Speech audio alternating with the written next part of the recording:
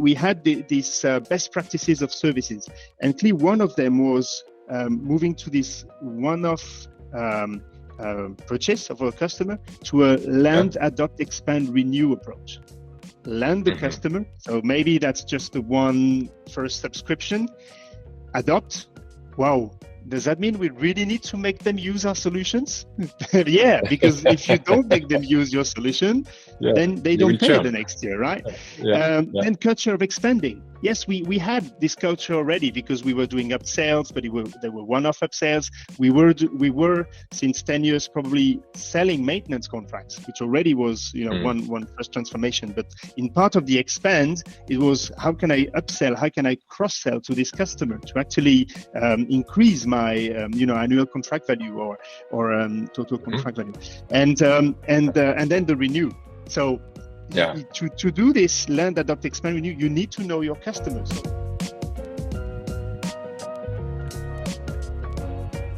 Welcome to a new episode of the Product as a Service Champions podcast, aiming to eliminate the sense of being alone when navigating the wild product as a service landscape. I'm your host, Yann Toutan, and today we have the great pleasure of welcoming Pierre-Yves Noel from Alcatel Lucent Enterprise, who will take us into the world of communications and networking as a service. Thank you, Pierre-Yves, for joining us today. And let's kick things off with a brief introduction of yourself, Pierre-Yves. Could you tell us a bit more about yourself? Sure, Yann, and thanks for welcoming me in this podcast. So I'm Pierre-Yves Noel. I'm working for Alcatel Lucent Enterprise for 25 years, a little bit now, and I am in charge of innovation for cloud offers, where we are trying to bring value to our customers. I live in Rennes in Brittany. I'm 48 years old, and I have two very nice girls in my family. Thank you. And indeed, when we prepared the podcast, we noticed that we have the same roots. I also grew up in Rennes, where you live, so that was interesting to see that as a service also has some ground in the country where we both grew up. Yeah, it also happens in Brittany, absolutely everywhere. Exactly. A place to visit. So yes, we know that Alcatel Lucent Enterprise has a few as a service offerings around connectivity, application, and even something that you call business as a service. Let's start by having you explaining us each of those solutions and their benefits, so we can set the scene about your as a service offering. Yeah, absolutely. So Alcatel Lucent Enterprise, we are a company that offers network solution and infrastructure to our customers, communication solutions and infrastructure, and cloud solutions as well for communication and collaboration. In those offers, some are native as a service offers, like our platform Rainbow, which offers cloud communications and collaboration. Some are actually offers that were translated from one-time transaction offers, like Purple On Demand, which is the subscription offer for our communication servers, which are installed on premise, but still sold as a service. And we have our network as a service offer for our network infrastructure, which has three elements. One is connectivity as a service. The second one is network applications as a service for all the management and the application around it. And the third one is business as a service, where we want to let's say, specify our solutions for certain vertical markets in the network environment. So this is the overview, let's say, of our different offers, and it ranges, yes, from network to communications, but all of them for connectivity and connecting people and objects. So with Rainbow, you are converging what you call UCaaS and CPaaS. Absolutely. Yeah, exactly. So unified communication as a service, unified communication. I mean, it's the evolution of telephony, let's say, in the digital world. CPaaS may be less known, communication platform as a service, which brings actually all the resources of the platform into the let's say the mean of SDKs and APIs, so that developers can actually consume the resources resources of the platform in their own application. And I think we'll come back to Mm-hmm. this because this is clearly for us what offers the openness of communications to the software world. I mean, the famous saying, software is eating the world, and clearly communications are not, let's say, escaping this. But maybe very quickly, I mean, just a very quick history. We are a hardware provider initially, right? Telephony has always been in the part of buildings organization in companies. It's not IT initially, right? It's not information technology. It's part of the infrastructure. And let's say up to early 2000s, it was cables because you didn't have IP telephony. So it was really TDM, analog, and cabling. I started my career under La Défense, cabling telephones. Just to learn, I'm a software engineer, right, at the start, but just to learn things, you have to start there. And then in the 2000s, it started to transform to IP. So if you transform to IP, you start entering the software world, right? And then early 2010s, everything went software, right? So we saw people obviously like Google Meet, Microsoft coming into the market, and clearly adding services on top of the good old telephones. We were also moving to software, but it was more unified communications on premise. So at one point we had to make the decision, right? We need also to move to as a service offers, right? And this is the direction that we took and what we're going to talk about today. Yeah, great. Yes, indeed. I recall myself also this cabling of telephone systems, and then this moment where telephone came into the IT world, and there was discussion between facility managers and IT managers who's going to own the portfolio of communication. There's been a turning point indeed. Again, it's still the case. Last week I was with hospitals, and they are still separated, even though we're this far on in communications as a service. Let's put it this way. There's still these separate organizations, because let's say in companies where telephone is, let's say, very important, it's a must-have. I mean, hospitals, utilities, you name it. There's so many. This is the go-to technology for when everything else is not available, right? You can run, and that's saying from this customer last week, you can run a hospital with telephone, pen, and paper. And that says it all, right? So really, but then it's still there. It's 5 nines availability. That's how we call it, right? 99.999%. And clearly moving to cloud. I mean, there's this move to cloud, from premise to cloud, but maybe not all customers want to move to cloud. And that's why we're also proposing as a service consumption models to people keeping these products on premise, right? So it's the hosting model is not related to the consumption model. It can be different. Yeah, indeed. Great. One topic, of course, Pierre-Yves, that is important in every discussion we have on this podcast about as a service is, do you build it yourself, or do you use an ecosystem of partners to deliver your services to your customers? So that's my question to you. Have you done it on your own, or do you use an ecosystem of partners? Let's go a little bit back on where we started. I think that there was, for us, an important step, and that's already 10 years ago. We became an independent company 10 years ago. So Alcatel Lucent Enterprise was one organization of the bigger Alcatel Lucent that in 2014 was sold to Nokia. So we became standalone. And this was the time where we needed to ask ourselves, okay, what should we do? What is our future, right? And part of this was really, okay, the world is going software and the world is going subscription, so let's prepare ourselves. And so we created that small team, let's say, which had the objectives of building two things. I mean, the subscription pillars, we called them. But there were two things. One was market capabilities. And in these market capabilities was, okay, do we have the right quote to cash? Do we have the right mindset in our distribution model, which we're 100% indirect? So do we have the right mindset for our salespeople and our channels, which is it's key? And do we have the right offers, right? So those three elements were building the market capabilities.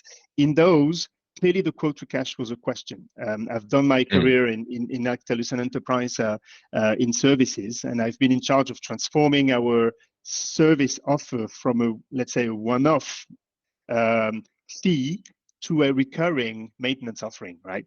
And the developments that we had to do for this were 1 year long, 18 months long, to be able just to manage recurring maintenance contracts.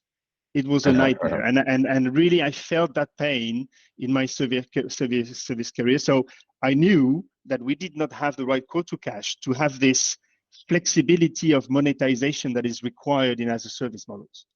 So in that period, we worked a lot, and in the partnership with Zuora, which was the leader, is still the leader in subscription monetization and invoicing, and we're still working with them. But we really had at that time a partnership in envisaging all our offers and how we could turn them in as a service offer. So building a roadmap, let's say, around our offers to turn products into as a service models, and that's how we started.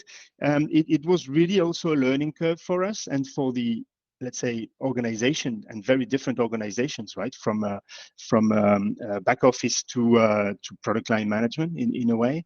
And Zuora had this experience and helped us let's say, take that curve initially, I would say. That was for the market capabilities requirement. We also had some digital capabilities, as we call them, which was around data. Clearly, when you have your products on premise, you are not connected to them. That was a big problem, obviously. Yeah. So we obviously knew that, but we probably did not realize how much value we were leaving on the pavement, right? Because if you don't have the data of your customers, first, you don't understand them really, especially in an indirect model. It's very difficult to understand adoption, consumption elements. Of course.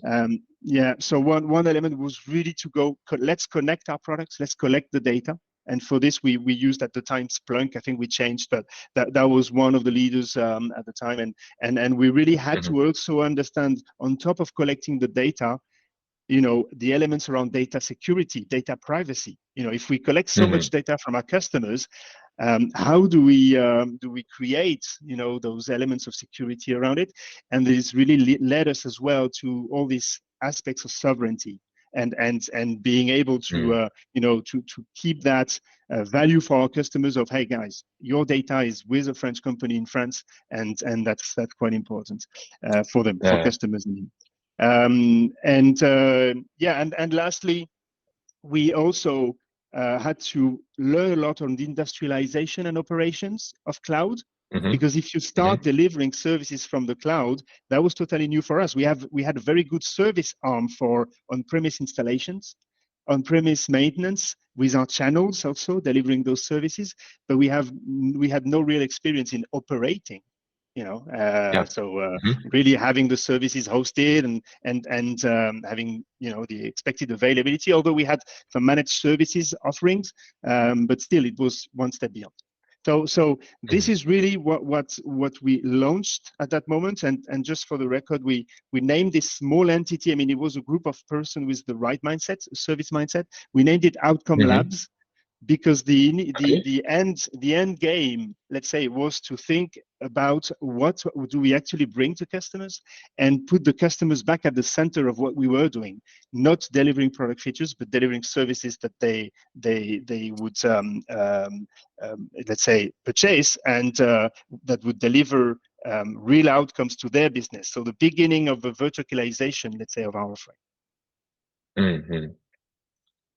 It's always, for me, very interesting to understand what has been the sparkle, what has been the first reason to decide to move to as a service. And I think you have explained it very, very, very clear. You mentioned subscription pillars. You mentioned your subscriptions pillars. Could you just deep dive a little bit on this aspect?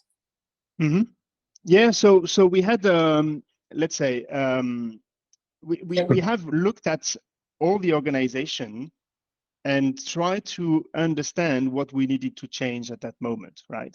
So in the subscription pillars, we had 6, and at the time we were every month reporting to the top management on the progress, right? And the idea was really to try and understand, the impact of change. Just that, right?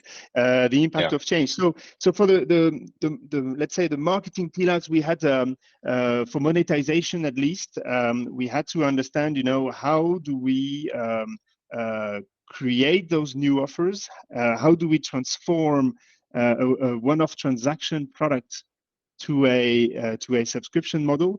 We in the service organization, we really were quite close to.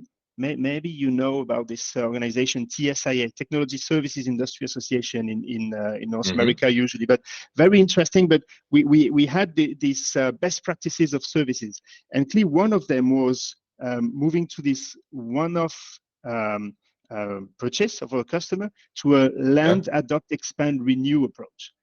Land the customer, so maybe that's just the one first subscription. Adopt, wow, does that mean we really need to make them use our solutions? Yeah, because if you don't make them use your solution, then they don't pay the next year, right? Then culture of expanding. Yes, we had this culture already because we were doing upsells, but they were one-off upsells. We were since 10 years probably selling maintenance contracts, which already was one first transformation. But in part of the expand, it was how can I upsell, how can I cross-sell to this customer to actually increase my annual contract value or total contract value, and then the renew. So to do this land, adopt, expand, renew, you need to know your customer. So linking to the second part of our pillars, data.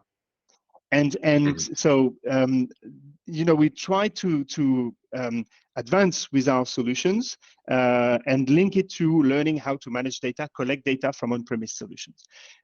So this was really the let's say the two pillars: a market, and how do we address that market? How do we compensate sales? We will talk about it. I think that's quite an interesting element: compensate sales and compensate partners, channels.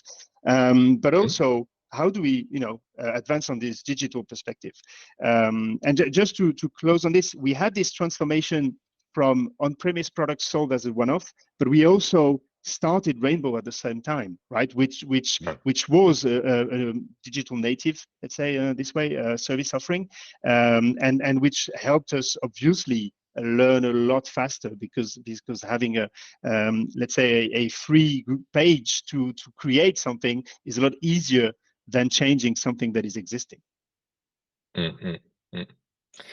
I really love what you mentioned. Love, adopt, expand, renew. This is the real journey of as a service, and you see that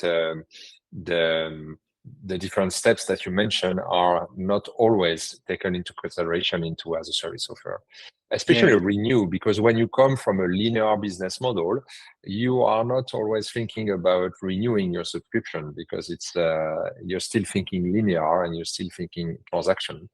And then at the end, it becomes more a payment plan than a real subscription when you treat it still as a linear business model.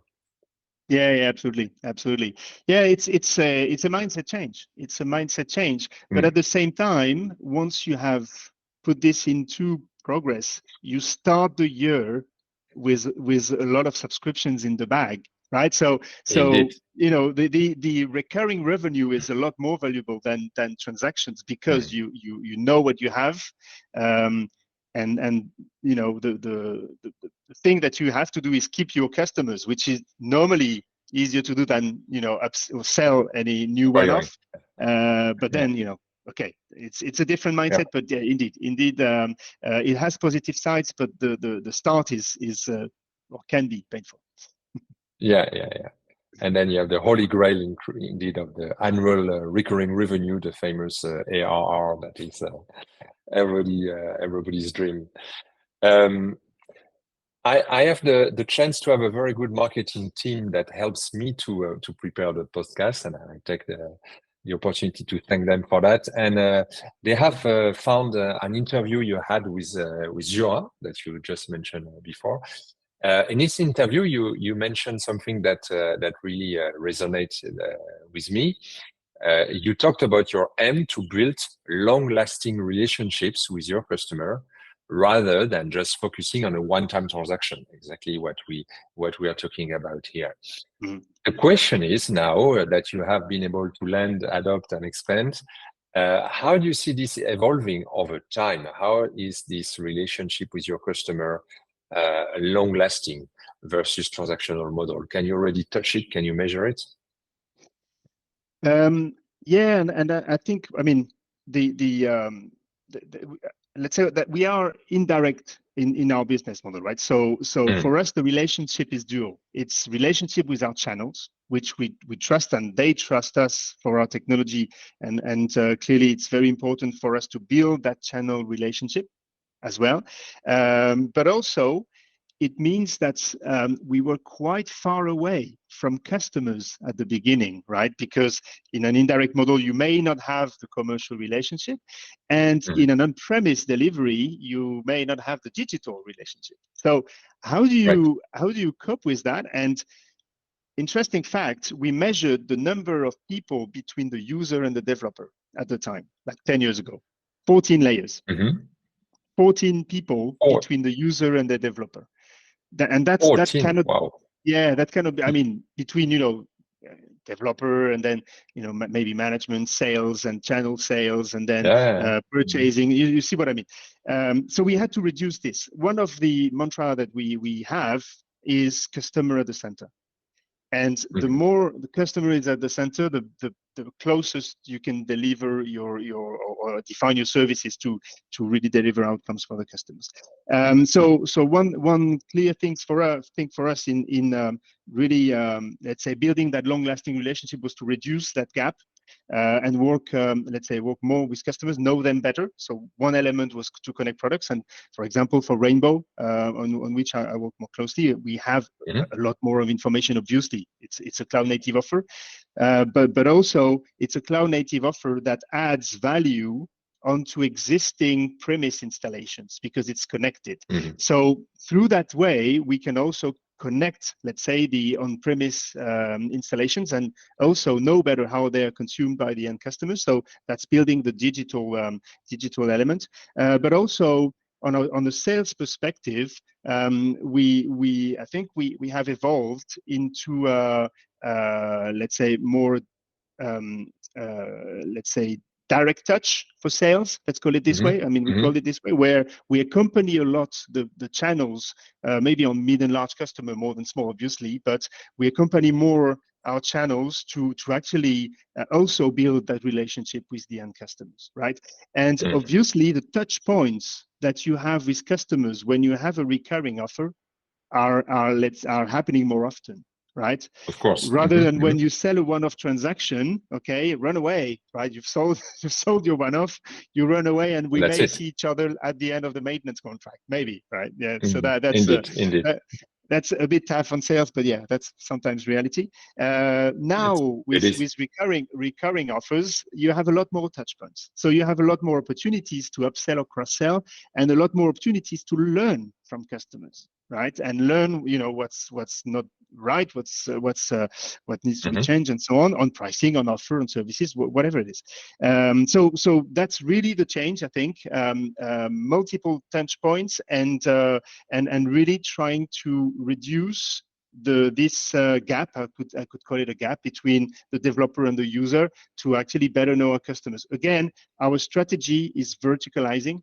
It's to make really offers that are valuable in our customers' vertical and segment. So we are coming from a very horizontal world where we were selling networks and communications exactly the same way to anyone. This has changed, and I think subscription is helping us move that way as well, right? By helping us being closer to customers, and by allowing us to maybe have multiple offers that may be specific to a specific vertical, including the right features, but also including the right monetization, which can be linked to the outcome. And I think that's an interesting point that we may touch as well. Outcome as a service is the Mhm. future business models that we want to go, right? So that's maybe touching another point, but I think that's the outcome of a long-lasting relationship, knowing better the outcomes Mhm. that your customers expect. Yeah, yeah. Yeah, I mean, reducing the distance between developers and customers is key. I fully agree with you. And also the ongoing touch points with the customer when you are into a subscription is something that we notice is key to enhance the relation with the customer, to be in long-lasting relationship, and then to be able to enter into this expand and renew Absolutely. connection with the customer. This is one of the main driver that we see for marketeers when they launch as a service, is to have regular touch point between the user and the brand. And I'm going to take an example I love just to illustrate what you said in a B2C environment. But this is a Pret à Manger in the UK, where they have a subscription for coffee, as simple as this. So for £20 per month, you have unlimited coffee in any venue of Pret. And the reason why is just to attract, traffic every day in the shop, and to have a connection with the user, and to be able to enhance the collaboration. So that's very, I would say, narrow, because it's a B2C example. But you can imagine that in a B2B environment where there's a lot of information and exchange of data between the user and the supplier, that is a great way indeed to fine tune the offer almost every month. Yeah, absolutely. Yeah. Data is key. Data is key. Absolutely. Data is key. Well, maybe we can talk about data now. That's a perfect segue. It's now the case that a strong driver to implement as a service is IoT, and the fact that every device are now connected to be able to measure consumption and to collect data. Could you give some examples of data that you collect and how you leverage it to enhance your services? Yeah, sure. So what we offer networking and communication services. So we actually connect everything, and in that sense, I think our positioning is a lot around the ecosystem as well, right? We're more opening and allowing IoT to securely connect to a network and to securely transmit their data, and then our communications offer being, let's say, more and more open. We become the orchestrators between objects and people, because it's interesting for people to actually receive the right information at the right moment from the environment of the organization. So meaning that in that sense, we do collect data from our solutions, and we tend to let's say influence our offers based on the data we collect. But I really believe the offers are a lot more influenced, especially in the verticals and segments we try and target, connecting the ecosystem of the customer together, making sure that we actually add value to the ecosystem by actually being this orchestrator in the middle. And in that way, for us, connecting objects, connecting applications, and connecting people is really the core of what we do. And the direction of our offerings in the segments are made with the local ecosystem. It varies in the countries. I mean, healthcare is not the same in France and Germany, but clearly what we want to do is to create that value in these segments by being that connection between the different elements. And it's not that often that, I mean, I think we're really unique on the market to have network and communications in our offering, and to be able not only to secure the connectivity and transport, but also to include humans, thanks to our UCaaS, CPaaS offerings, and linking that to the on-premise communications, the hybrid element that we have by connecting on-premise and cloud. We can actually create, let's say, value-added services based on enterprise workflows that actually connect people and objects and applications to create those value-added services. So one example, maybe quickly, just so it speaks. For example, in a tunnel in Europe, one of the largest tunnels, we have switches along the way. because you require a lot of network and there is video surveillance, you have all the alarms and everything. Those switches are in specific cabinets because protected. And if it's tampered with, if somebody tries to open it, then we actually can send an SNMP trap, to be technical, to the cloud, which actually creates a dynamic bubble. We call it bubble video conference with people, which receive in an instance the information about, hey, somebody has opened this. Maybe you want to, react. So these people get in the conference, and inside that conference, they have the video feed of the camera, which is overlooking the switch. So in an instance, they have the context, right? And they can actually make their decision based on the best possible context. So in that case, we've connected the IoT, the camera. We've made sure that the camera stream at the right moment reaches the people inside a video conference, and that they can make their decision and switch off the alarm directly from the video conference as well, if they wish to. But at least they can make their decision in that sense. So connecting objects, people, and applications is our direction. That's just a concrete example. Yeah. Wow, that's an amazing solution you have here to be able to have all the people in a war room instantly and see what's happening.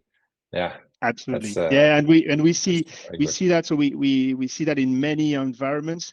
When you need context and when you need to make a fast decision, that's very valuable because we have the context, we know how to make people join the same environment, and this can be done on any device, a phone, a PC, a mobile. It can be mixing digital and telephony. So that's, I think, the power of our Rainbow platform and our network solutions. Yes.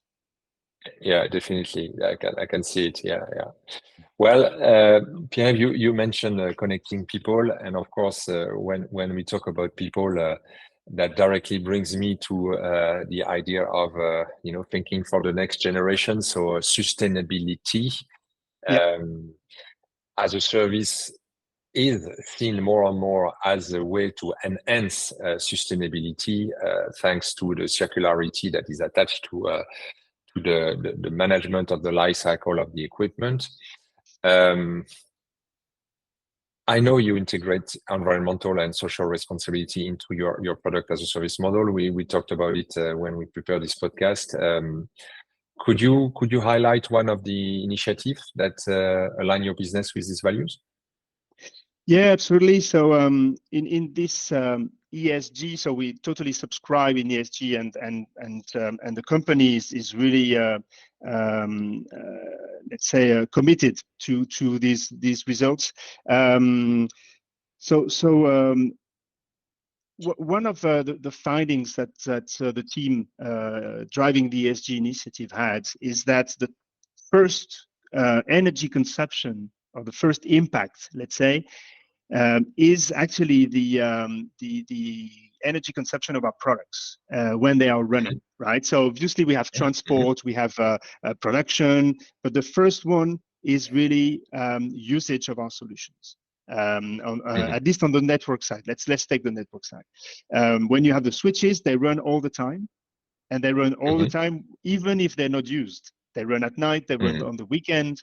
So when you start entering into a network as a service offering, you can envisage to better understand the usage and better understand when you may be able to turn off the switch, turn off the Wi-Fi if it's not used. And nights and weekends is 60% of the time. So you see the impacts that you can have. So one of our current projects is really to link usage and power consumption in order to try and reduce this top one impact of our impact of we are multiple hundreds of kilotons equivalent of impact, but if we reduce that top one, we can definitely reduce this impact. Our objectives, just to be clear, in the ESG, and we have a science-based target initiative running in the company, very linked to the Paris Agreement. And by 2030, we want to reduce by 40% our consumption, and by 2050 by 90%, right, our impact. So these are really heavy targets, and this first initiative clearly is one of the main that can have this impact. Obviously, you mentioned it also just as another impact is this circular based, right? Obviously, when you start entering product as a service, repairing, refurbishing can be done in our control, because we deliver a service to the customer. They should not care if what is delivering the service is repaired, refurbished, or delivered from another customer, because the customer changed their service, but it can still serve them. So our target is really to have this circularity at the middle of what we do. 100% with you on this one. It's about delivering an outcome, a performance, and it can be delivered with an equipment that is obviously a new equipment. That's not the point. You're not here to sell specs. You're here to sell an outcome, to offer an outcome to the customer, Absolutely. which can be delivered with any type of device. Yeah. And it helps us, working on the service side, I've seen as well all the RMAs and all the repairs. We can better manage all this loop of repairing and repairing locally potentially as well. It's not always sending back to another country, or even sometimes too far away. So even on the transport, let's say, of the equipment, there is a big impact potentially. And back to the energy consumption that you were mentioning before as the first pillar, the fact that you can turn off the switches from a distance is only possible because you know how they are used, you know the way that your customers are using them, and you have the responsibility of having them performing what they are supposed to do. So it can only be possible into as a service that you're able to turn Absolutely. You need to know how they're used. You need to have the capability inside the switch, obviously, to select the ports that you turn off, right? You know that on switches you have power over Ethernet, which is probably consuming one of the main consumption if you feed the cameras. Cameras are powered by Ethernet, right? So if you do not need the object at the end of the power, then obviously it makes a lot of sense to turn it off. But yeah, you definitely need to be into the customer's business and to have intimacy to be able to understand that. It can be simpler. It can just be offices where then that people are out. You can maybe turn them off, but then you must control the way you turn them on back again when they come back. That's for sure. Indeed, that's better. Yeah, absolutely. Great. We've been looking at the ignition of your offer. We've looked at how it is today. Now, if we look into the future, how do you see the as a service models evolving? There are a lot of trends and innovation that will shape the evolution of as a service in the coming years. Do you see some in your industry that you can share with us? Yes. I think I've mentioned that one of our strengths is to be able to manage cloud and on-premise. And we really see one trend being hybrid services that is coming, right? So capability to run services at the edge, and this has a value maybe for reusing existing infrastructure, allowing the customer not to reinvest, but also it has a value from the data perspective, right? Keeping the data local. And that's one of the directions we want to offer to our customers as well, is really to help them secure their data. And if we can deliver a service where data is local and processed locally, but maybe the service then is delivered in multiple locations, that's very interesting. So hybrids, being able to reuse the data and infrastructure that is locally alongside with services delivered from the cloud. And this is really the purpose of why we launched Rainbow as well initially, which is leveraging the communication infrastructure still installed in the customer premises, but adding to this value of mobility. I mean, obviously during COVID, we had a lot of requests from customers which were actually not able to have their employees in the offices, all the telephones sitting there not used, and people at home. So I mean, just like other communication solutions, we had a very high impact there, but having the ability to be at home, but still take the call that is entering on your fixed device is a value, right? Because this offers you mobility, but your customers still call you on your fixed number, wherever you take the call, on your mobile or whatever. So that's this hybrid is a value, and in our program Move to Cloud to Customers, it also offers us the flexibility of on-premise, hybrid, full cloud. Rainbow is also something we can deliver at the edge for customers in their own data center, again, for data privacy. So we have all the delivery models available as a service, and that's really also what makes a difference. Another element that will definitely impact what we do is in the enhancement of the services we want to provide.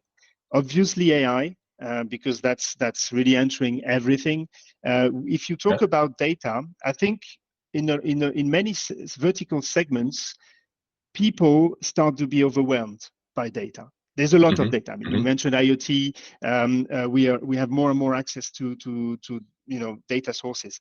If I take healthcare, if you want to make a difference for caregivers in their day-to-day job, you just don't send them the data like this. So you need to have the right sources of data, but the right intelligence in the middle to make sure that you find the relevant information for that person at a given time, and that you only send that information to this person in the best possible experience for them, meaning either in their application or in their communication application, but best in their day-to-day application that they're using. So obviously AI will change the value inside our services, and maybe the way also we can let's say move some of the offers from on-premise to cloud as well. That will change. And maybe the last one on trust, last impact, I think it's still young in enterprise, but use of blockchain,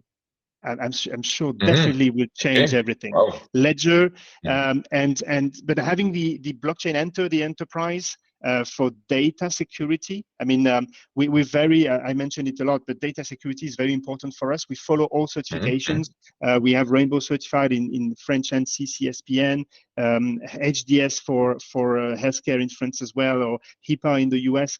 We have a good number of certifications in every country we enter to operate. We want to have the right certifications, the right data, and I believe the next step for this is really blockchain in the enterprise, because that will bring trust between entities. Another element around this is we will work more and more with the ecosystem, meaning exchanging data with various applications in the customer's environment and ecosystem. And for the customer to continue trusting this ecosystem, they will need to have this blockchain layer of trust, I would say, that will help them trust the fact that their data is manipulated by AI here, is stored in another place, and maybe sent to people in a real-time manner with a platform like we're offering. And clearly, I think customers will need that trust to be able to continue accessing the value that is proposed in these as a service offers. Yeah, and I see in everything you describe, I see many ways to expand, to be back to what we said before, because those services like AI or blockchain that you mentioned can be added to your core as a service proposition, thanks to an expansion of the monthly fee, an expansion of the subscription, and of course, an expansion of what is the goal, an expansion of the customer experience, that he has a better experience of your technology.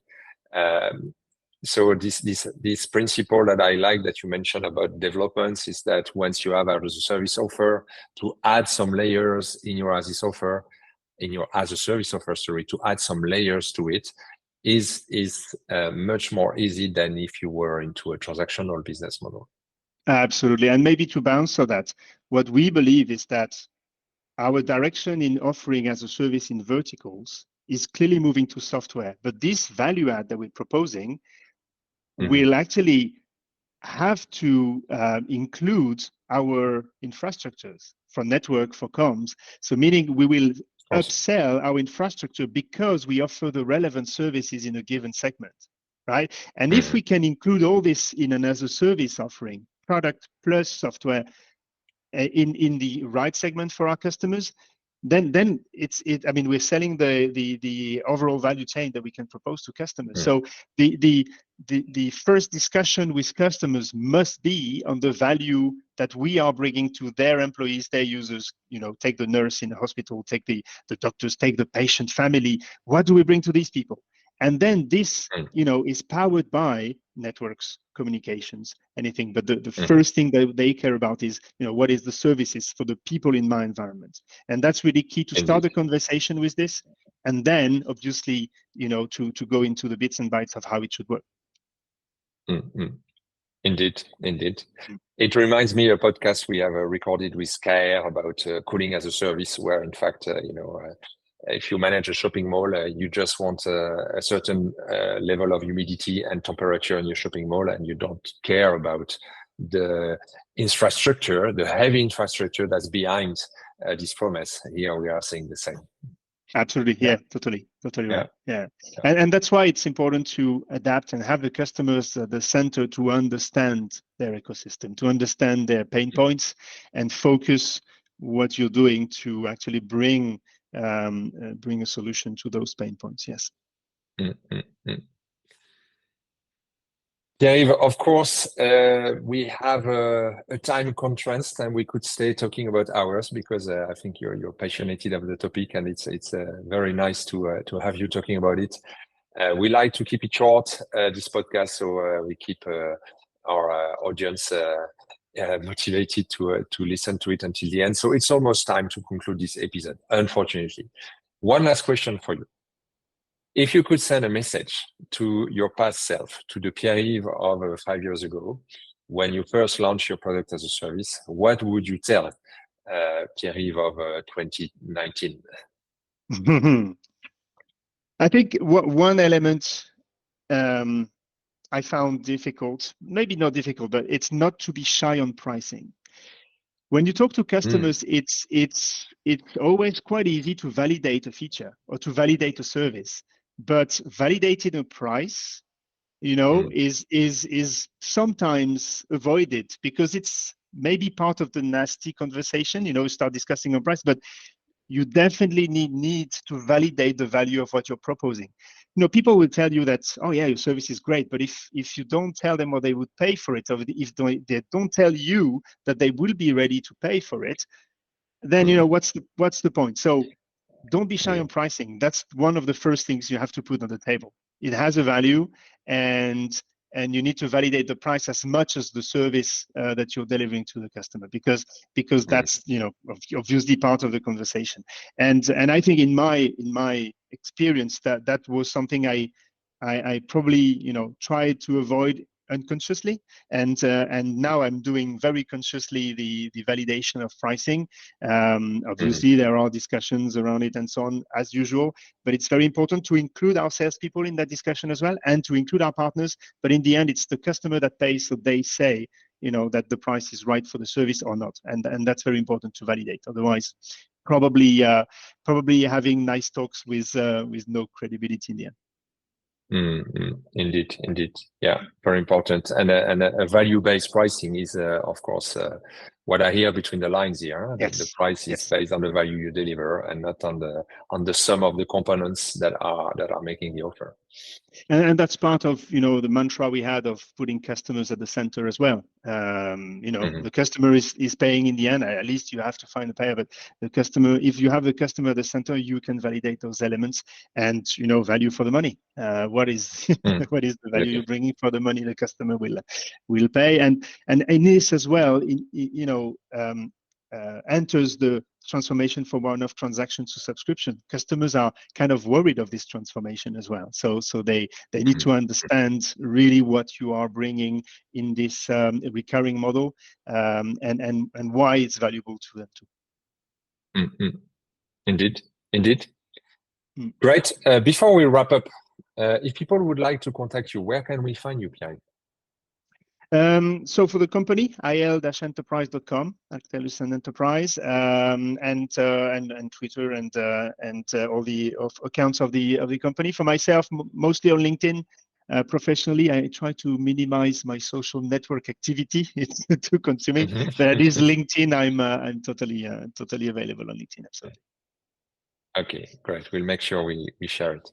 So thanks again for sharing your experience with us today. It was really nice to have you on the podcast, Pierre-Yves, and to really enrich the different experiences we collect in a product as a service champion podcast. So thank you for that. Thank you. Now, to you who are listening, if you need inspiration, guidance, or want to test your ideas before taking action, of course, reach out to Pierre-Yves, but also to myself or to Blackwinch. Very often, a spoken word achieves more than a written one. So let's connect and make your product as a service champion too, just like we've seen today with Pierre-Yves. Many thanks again for your inspiring story. Thank you, Anne.